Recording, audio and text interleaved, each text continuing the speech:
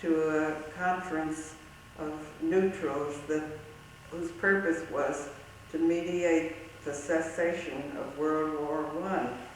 And if it had been successful in 1915, certainly would have saved many lives and perhaps left us all a better legacy so that we wouldn't have had World War II.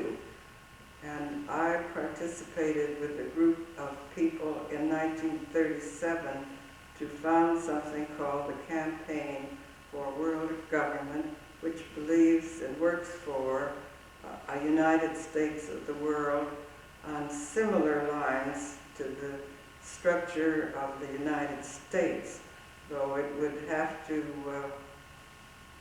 have a constitution that would be drafted by other countries' delegates so that the compromises to get it popularly accepted in the world so that it would succeed in being ratified. And this way you would be able to enforce world federal laws within countries. The way in the United States, if a governor breaks a federal law, he can be arrested and tried, and no U.S. Army is sent against the whole state. Of course, we did have our one exception of the Civil War, but the Civil War and the long period of not having war within the United States is a wonderful record in contrast to the record that the world has made in the number of wars. So that I've worked in the founding conference of the United Nations to push the delegates to adopt an elected world legislature and enforceable world law, and but we didn't succeed in persuading the delegates at San Francisco to adopt this. And I've always felt that the United Nations, although it can do some good work, it was making the mistake of the League of Nations all over again. It was too bad the United States didn't take more of a lead in saying what a good example our country is in its structure and its positive things. And I've continued to work for the organization by sending literature and doing some speaking and doing interviewing congressmen, and we've also run a questionnaire to candidates for Congress, asking them 6 or 7 questions about whether they'd like to see elected representatives to the United Nations, whether they'd like to see a stronger organization, whether they believe in a world constitutional convention, and whether if there were such a convention, they would serve. And oddly enough, some of the replies we've received, the person will say, I'm against a world constitutional convention, but if there were one, I'd serve as a delegate so that I could make a mess of the whole thing. But we have had some interesting replies. I was checking questionnaires back, and in 1972, we had a reply from Tom Harkin, and we've often had replies from Senator Paul Simon of Illinois, and from Representative Roy Ball of California, and so that we feel that is a useful thing to do. And although the times do not look hopeful, I just can't give up, and I keep on trying. What impressed me so when Georgia was telling us today what she has been doing, it substantiates Mrs. Johnson's philosophy of what we should be doing, in that she used to make the statement, to me personally anyway, that Of course, we knew in her philosophy that the children were born full of self, but not selfishness. And one of the first things the human being in its development had to come through that period, and getting along with others, and that was really the purpose of kindergarten, respect for others.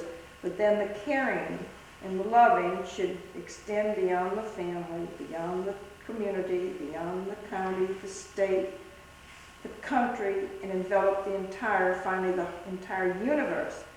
And I was so pleased to think that Georgia, in her thinking, is doing exactly and living the way Marietta Johnson felt we should all be concerned. Well, So I was so pleased to hear what she was doing with her life. well, I appreciate that feeling. And I was reminded of one other thing that Marietta Johnson said that I feel is so important in the present arguments between the right to life advocates and those that believe in choice. She believed that every child should be a wanted child. And I think that is a very constructive and necessary attitude. And I don't understand that more people don't see that you have to have wanted children to have responsible citizens. And if you don't have wanted children, you have many emotional stresses and distortions and inadequate lives. And to have a wasted life is a very sad thing when the children are born with capacities that don't get developed. She writes that. She puts that in print. Yes. And she even says every child born should have the right, how does she put it? It should be that child's right to have been born wanted. Absolutely. I agree 100%. So I interpret that the way you're living your life and the way you're thinking now, your exposure to Marietta Johnson's philosophy stayed with you, a lot of it.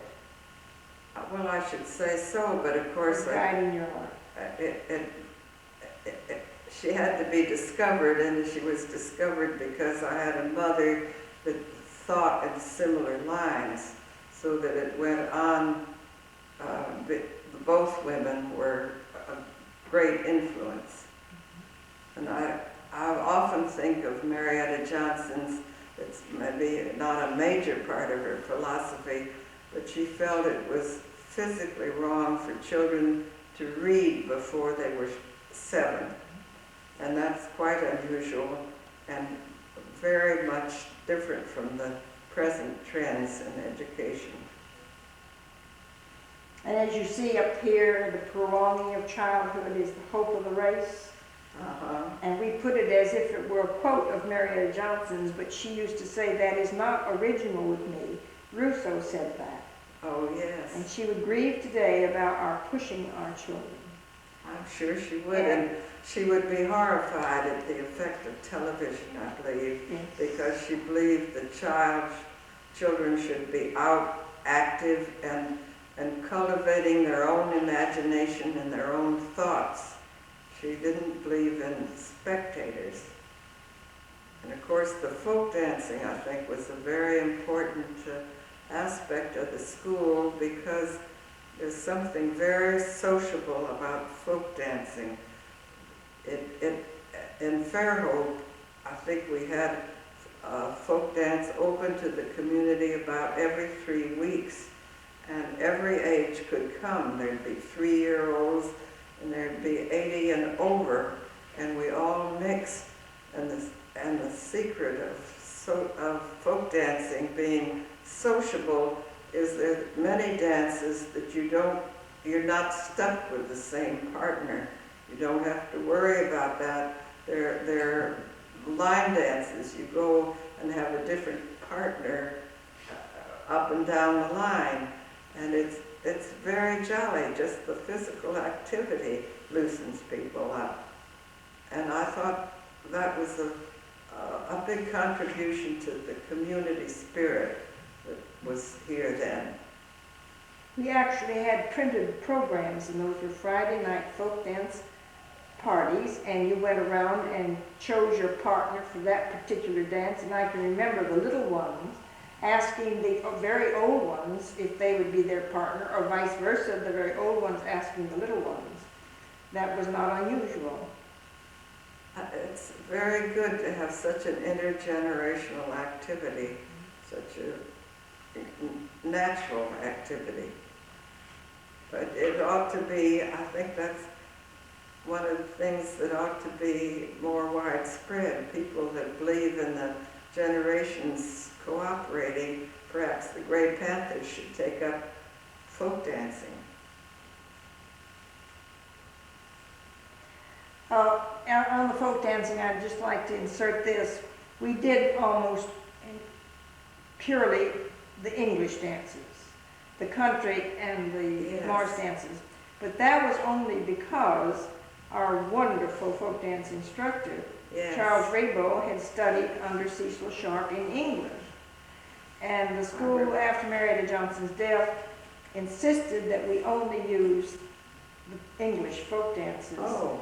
And I thought that was wrong, because we had a very proficient person here in town that could teach all the ethnic dances, the Mexican, the Spanish, all of it. Yes. So finally they were using many countries. Well, of course, that's very good, but I feel some of the Eastern European dances, the Greek dances, are not as mixing of the people, because you're in a round dance and you do the steps, but it's not as you're part of a group. That's true. I don't want to tire you, but it's very interesting. Well, And we're so glad you're back here after 61 years of graduating. Well, it's a great pleasure to be back here. I love Fair Open, and I love my classmates, and I think about them quite a lot, though I'm not the best correspondent in the world. So you're a very busy woman. You couldn't be doing a lot of personal correspondence. So I thank Marietta Johnson and the school and those that are keeping her memory and her ideas alive. It's a very constructive effort. Well, thank you, Georgia. You appreciate your time, and you gave us a lot of good information. Well, thank you.